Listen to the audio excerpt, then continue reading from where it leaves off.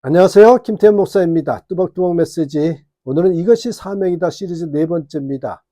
꿈도 사명입니다. 꿈도 사명입니다. 창세기 37장 5절에서 11절의 말씀 가지고 함께 뚜벅뚜벅 걸어가겠습니다. 오늘 우리는 꿈이라는 단어를 꺼내려 합니다. 그런데요, 솔직히 말해서 요즘 꿈이라는 말은 누군가에게는 너무 밝아서 부담이 됩니다. 어떤 사람은 이렇게 느낍니다. 나는 꿈을 말할 나이가 아닌데, 나는 이미 실패했는데, 꿈이 있으면 뭐해? 현실은 그대로인데. 또 어떤 사람은 이렇게 생각합니다. 꿈은 성공한 사람들의 이야기지. 꿈은 야망 아니야? 꿈을 말하면 세상적이라는 소리를 듣지 않을까? 그래서 교회 안에서도 이 꿈이라는 단어를 조심스럽게 다루게 됩니다. 하지만 성경은 꿈을 피하지 않습니다. 오히려 하나님은 꿈을 통해 사람을 부르시죠. 그리고 오늘 제가 여러분께 드리고 싶은 결론은 이것입니다. 꿈은 야망이 아니라 하나님이 내 안에 심어주신 사명의 방향일 수 있다는 것입니다. 여러분, 꿈에도 두 종류가 있더만요. 첫 번째는 나의 욕망에서 나오는 꿈입니다. 나의 욕망에서 나오는 꿈. 뭘까요? 인정받고 싶어서, 성공하고 싶어서, 이 비교에서 이기고 싶어서. 이 꿈은 언제나 특징이 있죠. 사람을 불안하게 만들고 조급하게 만들고 남을 경쟁자로 만듭니다. 이것은 무슨 꿈이에요? 나의 욕망에서 나오는 꿈이에요. 두 번째로 하나님이 주신 꿈이 있어요.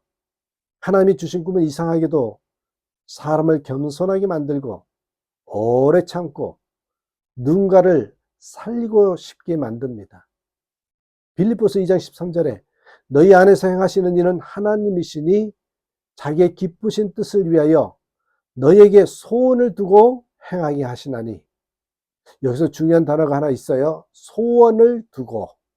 소원을 두고. 하나님은 우리에게 뭔가를 억지로 시키기 전에 먼저 마음에 소원을 넣으십니다. 즉 하나님은 우리의 마음을 로봇처럼 움직이지 않으십니다. 하나님은 꿈을 통해, 소원을 통해 우리의 방향을 만드신다는 뜻이에요. 여러분, 창세기 37장에 보시면 요셉의 꿈 얘기가 나오죠. 요셉이 꿈을 꾸었습니다. 그 꿈은 단순한 성공 꿈이 아니었습니다. 그 꿈은 하나님이 요셉을 통해 한 가족을, 나중에는 한 민족을 살리겠다라는 구원의 방향이었습니다. 근데 요셉의 꿈은 시작부터 문제가 생기죠. 먼저 여러분, 꿈은 가장 가까운 사람에게 오해받을 수 있다는 것입니다. 요셉의 형들은 그 꿈을 듣고 분노하죠. 왜요? 꿈이 그들의 자존심을 건드렸기 때문입니다. 여기서 아주 현실적인 진리를 하나 배웁니다. 하나님이 주신 꿈이라도 가장 가까운 사람에게 오해받을 수 있다는 것이에요. 그래서 여러분, 꿈은 처음부터 축복처럼 보이지 않습니다. 두 번째, 여러분, 꿈이 있다고 해서 길이 열리는 것이 아닙니다. 요셉은 꿈을 꾸자마자 바로 총리가 되지 않았어요. 오히려 반대로 가죠. 형들에게 미움받고 구덩이에 던져지고 노예로 팔리고 감옥에 갇히는 현실. 여기서 많은 성도들이 흔들립니다. 하나님이 주신 꿈이라면 왜 이 길이 이렇게 막힙니까? 하나님이 주신 꿈인데 왜 길이 막히냐고. 그러나 성경은 분명히 말합니다. 꿈이 사명이라면 꿈을 이루는 과정은 훈련일 수 있습니다. 세 번째로 여러분, 꿈은 높아짐이 아니라 이 살린다, 살림으로 증명됩니다. 요셉이 나중에 총리가 되는 이유는 요셉이 성공하기 위해서 그게 아니었죠. 요셉이 성공하기 위해서가 아닙니다. 사람을 살리기 위해서였어요. 그렇습니다. 하나님이 주신 꿈은요, 반드시 사람을 살리는 방향으로 흘러간다는 것입니다. 여기 여러분, 오늘 설교의 중요한 균형을 잡아야 될 게 있어요. 꿈이 사명이라고 말할 때 우리는 이런 위험에 빠질 수 있어요. 꿈만 바라보고 현실 책임을 무시하는 사람, 꿈을 핑계로 가정을 등한시하는 사람, 꿈을 말하면서 현재의 순종을 미루는 사람. 여러분, 성경의 꿈은 달라요. 성경의 꿈은 현실을 버리게 하지 않고요, 현실을 견디게 한다는 것이에요. 여러분 비유하자면 나침반 보십시오. 나침반은 목적지를 당장 데려다 주지 않죠. 그러나 방향을 잃지 않게 해줍니다. 그런 것처럼 꿈은 내일의 결과가 아니라 오늘의 방향에 해당되는 것이 꿈이에요. 여러분 하박국을 보십시오. 하박국 2장 2절에서 3절을 보시면 꿈에 대해 아주 중요한 원리를 줍니다. 묵시를 기록하여 판에 명백히 새기되 달려가면서도 읽을 수 있게 하라. 더딜지라도 기다리라. 여기서 핵심은 세 가지. 첫 번째, 꿈은 기록할 만큼 분명히 해야 한다는 거예요. 기록할 만큼 분명해야 한다는 것이 꿈이에요. 꿈이 사명이라면 그것은 그냥 감정이 아닙니다. 적어도 내 마음속에서 나는 이것을 위해 살고 싶다는 방향이 분명합니다. 두 번째, 꿈은 남이 알아줘야 하는 것이 아니라 내가 잊지 말아야 한다는 것입니다. 왜요? 꿈은 자랑이 아니거든요. 꿈은 설명이 아니라 기억입니다. 기억하는 거예요. 그리고 세 번째, 꿈은 더딜 수 있다는 것입니다. 하나님은 꿈을 주실 때 시간표를 주지 않으실 때가 많습니다. 그렇기 때문에 꿈은 인내와 함께 오는 거지요. 자, 그렇다면 여러분 이제 본격적으로 가장 중요한 건데요. 그 꿈이 사명인지를 분별하는 네 가지 기준이 있습니다. 꿈이 있다고 해서 다 사명은 아닙니다. 꿈이 사명인지 아닌지는 그 꿈이 나를 어떤 사람으로 만드는가를 보면 압니다.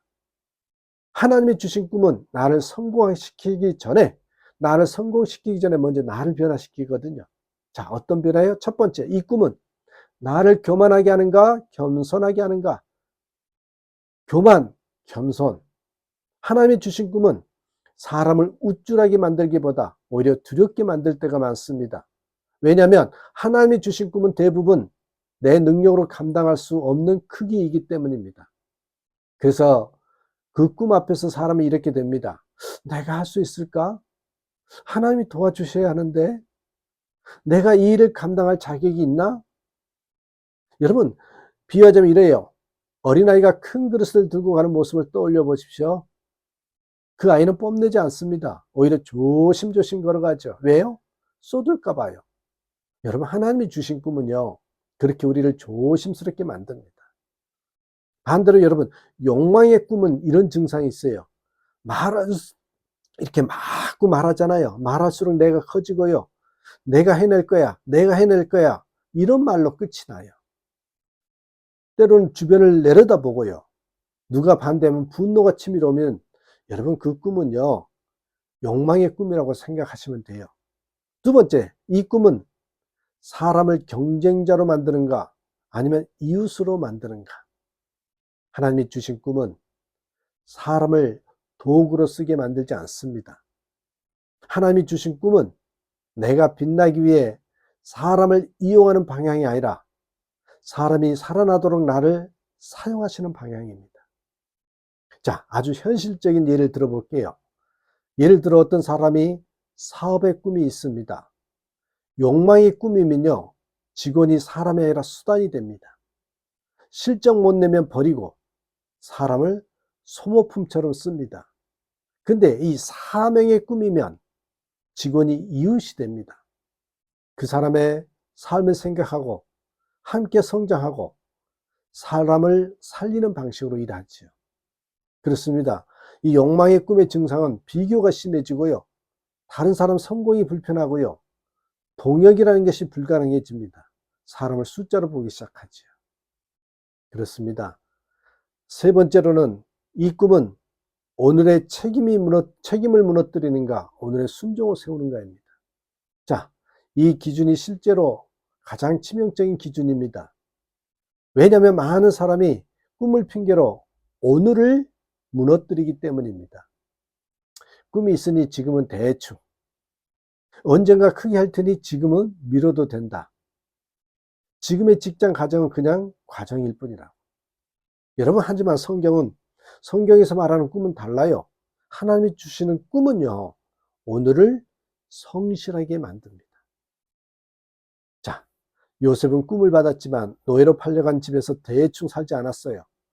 감옥에서도요, 대충 살지 않았습니다. 요셉은 꿈 때문에 오늘의 자리에서, 오늘 지금 내 자리에서 더 성실하게 살았던 사람이었죠. 그렇습니다. 꿈은 도피가 아니라 성실의 이유였던 것이에요. 오늘의 책임을 가볍게 여기고 가정이나 교회나 직장을 무너뜨리고 사람들에게 상처를 남기고 미래만 말하고 현재가 없는 사람, 그건 욕망의 꿈이에요. 마지막 네 번째입니다. 이 꿈은 결국 사람을 살리는 방향으로 흐르는가. 이 기준이 마지막 필터입니다. 꿈이 크고 작고는 중요하지 않습니다. 하나님은 꿈의 규모를 보지 않습니다. 방향을 보시죠. 자, 예를 들어 볼까요? 돈을 벌고 싶다. 여러분, 그 자체가 악은 아닙니다. 그러나 그 돈이 내 자랑으로 흘러가면 욕망이고 사람을 살리는 통로로 흘러가면 사명이 되는 것이죠. 큰 교회를 세우고 싶다.